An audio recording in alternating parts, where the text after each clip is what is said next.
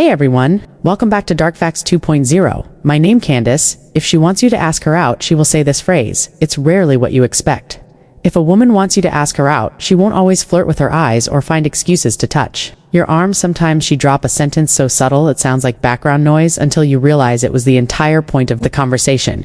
It won't come as a declaration. It won't sound like an invitation. In fact, it will often arrive wrapped in ambiguity, disguised as an offhand comment, or nestled within casual talk. But make no mistake, these are not just words. These are carefully calibrated moments, small emotional tests, subtle shifts in tone that reveal far more than they admit. In this video, we'll break down 5 lesser-known phrases women use when they're waiting for you to make your move and why missing them might mean you never get a second chance. One.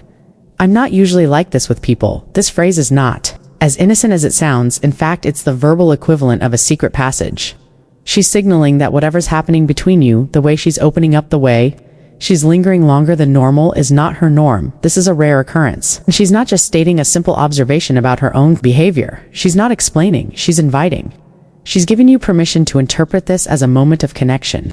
A moment that carries emotional weight. She wants you to feel what she's feeling. Translation: this is rare. I don't do this with just anyone. Don't waste it. And here's the twist. When she says it, she's subtly putting pressure on you to take the next step, to justify her choice to be vulnerable. This moment is delicate, and it won't stay open for long if you don't respond in kind, or escalate the vibe if you fail to acknowledge the uniqueness of this connection. She quietly write it off as a misfire and emotionally retreat fast, sometimes so quietly you won't even know what you lost. What makes this line so powerful is that it's wrapped in vulnerability, and people often downplay or even miss vulnerability when it appears conversational instead of dramatic. This isn't someone crying or breaking down. It's a calm, almost casual tone, which is why it flies under the radar so easily.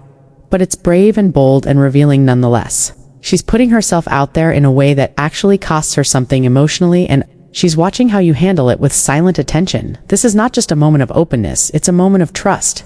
She's not waiting for you to impress her with grand gestures, but to meet her at her level of openness and trust to your trouble. I can already tell, let's be honest, this one sounds familiar. But when said in a specific tone, especially early in conversation, it flips from flirty to probing. This isn't just teasing banter. This isn't casual sass. What she's doing here is testing your confidence, and even more than that, she's testing your ability to hold tension, emotional tension. She's saying, not that you are dangerous in a bad way, but that you might be dangerous to her heart, that you might actually matter. That scares her a little and intrigues her more. Not trouble in the fun sense, but trouble as in, you're dangerous because I might actually like you. It's her subtle way of confessing she's intrigued. Maybe more than she wants to be. Maybe more than she knows how to express outright. The ball is in your court here. If you respond with self-doubt, if you play it off awkwardly or retreat into nervousness, the moment dies. The spark dims. If you meet it with playful restraint, something shifts inside her. She sees that as courage under pressure, and suddenly asking her out feels inevitable to both of you. This is more than banter. This is a boundary check. Disguised as a tease, she wants to know whether you're strong enough to handle intimacy without getting weird about it. Can you be playful without becoming arrogant? Can you flirt without begging? Can you sense tension without backing down? Can you carry the moment without turning it into performance? If you can, she'll remember that moment and associate you with strength, not in the macho way, not in the surface level way, but in the way that says, I'm emotionally centered. I know how to move forward without pushing, and how to be present without being overbearing. 3. This place would be even better on a date. This is a breadcrumb, a setup, a high lob in slow motion. She's not just commenting on the vibe of the coffee shop or the wine bar or the bookstore or wherever you are together. She's constructing an imaginary version of this moment where she's already on a date with someone, like you, maybe you specifically. Maybe she's hoping it's you. She's opening a parallel universe and handing you the keys. If you take the cue and say something like, we could test that theory next week, she'll act like it was your idea because that gives her safety and space. If you let it go by, she'll assume you don't see her that way and she won't try again. This isn't a repeatable moment. It's a test of awareness. It's a moment that requires sensitivity and timing. This isn't just about the place. It's about possibility. It's about her soft launching the idea of you two in a different frame. A more intentional setting. She's reimagining the context and waiting to see if you'll pick up on the shift and take the lead without needing her to spell it out. A lot of men miss this line because they think it's just commentary on the environment, but it's actually a question without a question mark. It's an emotional overture. Would you ever see me that way? Can you picture this as more than just casual conversation? That's what she's asking in disguise. Not with desperation, not with pressure, but with quiet curiosity and hope that maybe you feel It too for why do I feel like I already know you? This is one of the more psychologically loaded lines, and it's easy to miss or dismiss. She's not commenting on déjà vu, she's not being mystical, she's disarming herself in front of you. Think about it. Most people hide behind surface talk. Most people stay guarded, they perform, they withhold.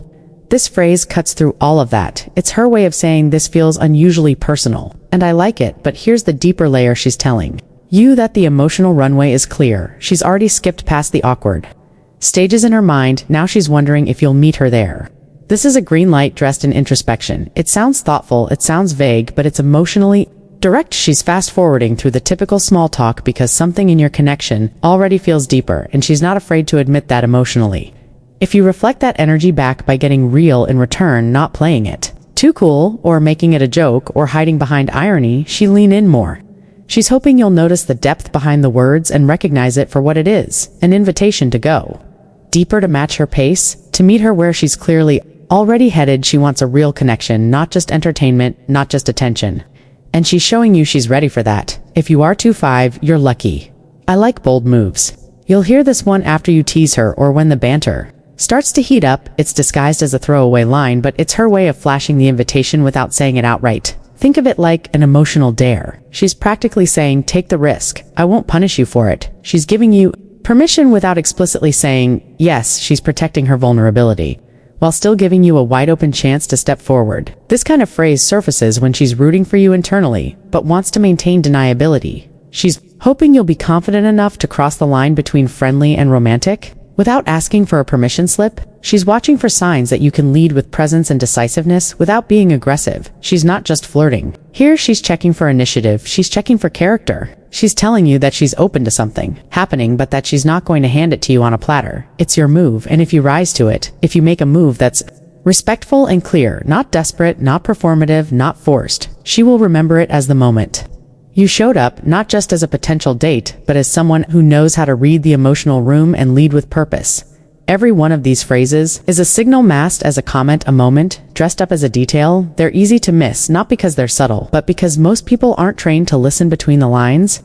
But once you start noticing them, the way women test waters without diving in first, the way they hope you'll catch the rhythm and step into the lead without needing confirmation, everything changes. You stop waiting for obvious signs and start recognizing the art of subtext. And that's where connection lives, not in what is said, but in how it's offered. Not in the surface words, but in the silent courage behind them. In the willingness to be seen, and the hope that you're paying attention enough to see her too.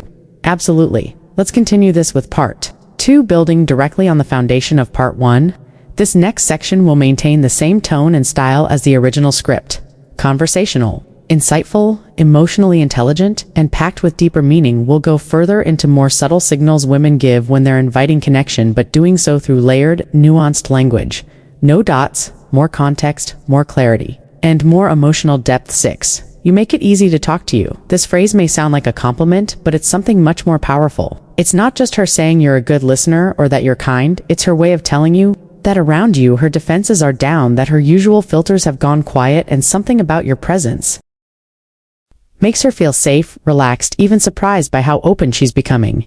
You make it easy to talk to you means something deeper than comfort. It means something inside her has decided, this is different, that she doesn't need to manage the conversation, that she doesn't feel like she has to impress or protect herself or keep emotional distance. This is her testing how far the connection can go. If she lets it breathe, and she's watching whether you'll honor that space. This phrase often comes right after she's told you something personal or vulnerable. Maybe a detail about her family, maybe a fear or a frustration. Something she wouldn't normally share so easily, and instead of pulling back, she's leaning into the experience, surprised by her own honesty and crediting you for it. It's both a compliment and an invitation. If you brush it off or joke too quickly, she might tighten up again.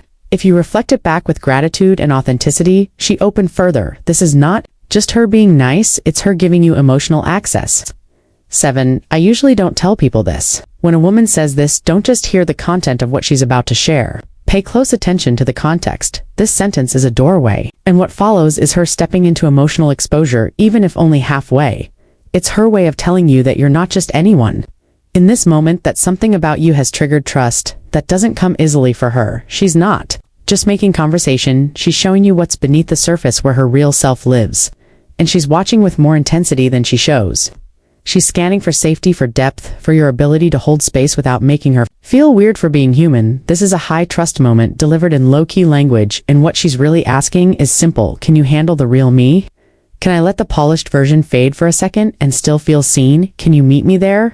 Without backing off or trying to fix it or change the subject, if you can make her feel safe in that moment, if you let her know it matters that she chose to share that with you, the emotional doors swing wider and what starts as attraction begins to grow into real intimacy. 8. Do you believe in fate? This one sounds playful, philosophical, even hypothetical, but don't let the wording fool you. This is not a random question. It's her looking for alignment at a soul level. This is her way of asking, do you believe things happen for a reason? Do you think connections like this are rare? Do you feel this too? She's testing for depth, but she's also testing for receptiveness, because this kind of question usually only comes when she's already wondering what this connection means. She's not just talking about fate. She's talking about you and her. She wants to know if you think in possibilities, if you believe in timing, if you might be the kind of person who understands when something bigger than logic is at play, and if you dismiss it, if you get overly rational or skeptical, she may smile, but internally she retreat. Because it's not about believing in magic, it's about feeling something real and not being afraid to name it. If you lean in with curiosity or share a personal belief, even if it's different, she'll feel that you're open, that you're someone who lives with emotional awareness and spiritual intelligence, and that creates gravity. 9. I don't do this often. This one is a classic line, but it's often misunderstood. People think it means I don't go on dates often, or I don't open up like this, or I don't spend time with guys like you, but what it really means is I'm stepping outside of my normal behavior for you specifically. This is her giving you quiet significance. She's showing you that you matter already. That something about this moment or this connection or this energy has pushed her out of her routine, out of her emotional caution zone, and even if she says it with a laugh or rolls her eyes a little, that vulnerability is very real. She's tracking how you respond to it, because she's watching whether you notice what it cost her to say that. She's not asking for praise. She's checking whether you can see her effort. This moment is about risk. It's about her choosing to be seen in a way that she doesn't offer to just anyone. And if you meet it with presence, if you acknowledge the courage behind the casual phrasing, you'll move into a different level of connection without even needing to label it. 10. You're different. This is the ultimate compliment, and one of the most emotionally charged lines a woman will ever say to you, and she might say it after you've made her laugh in a way that feels effortless, or after a conversation that left her thinking, or after a silence that didn't feel awkward but peaceful. You're different is not about how you dress or what you do for a living or how clever your words are. It's about how you make her feel. It's about how you show up, how you listen, how you handle tension and honesty and lightheartedness without needing to dominate the space or impress her with intensity. It's her way of saying, I've been around enough to know what's common, and this doesn't feel common. It feels rare. It feels significant. It feels like something I should pay attention to. When she says you're different, she's not asking for reassurance. She's not testing you. She's letting you know that you've already made an impression. She's holding the door open just a little and watching to see if you're bold and grounded enough to walk through it with clarity, with grace, with intention. Every phrase in this continuation is like a thread, and if you pull it with care, the whole emotional world beneath it begins to reveal itself. These are not pickup lines. They're not tactics. These are emotional cues, indicators of real connection filtered through culture and protection and subtlety. These are the ways women communicate interest, trust, hope, and desire, all while giving themselves just enough distance to stay safe. If you don't respond, but if you do respond, if you know how to hear the emotional music playing underneath the words, if you respond not with smoothness but with honesty and presence, everything shifts, because this is the real language of attraction and trust and possibility, and it's always spoken just beneath the surface.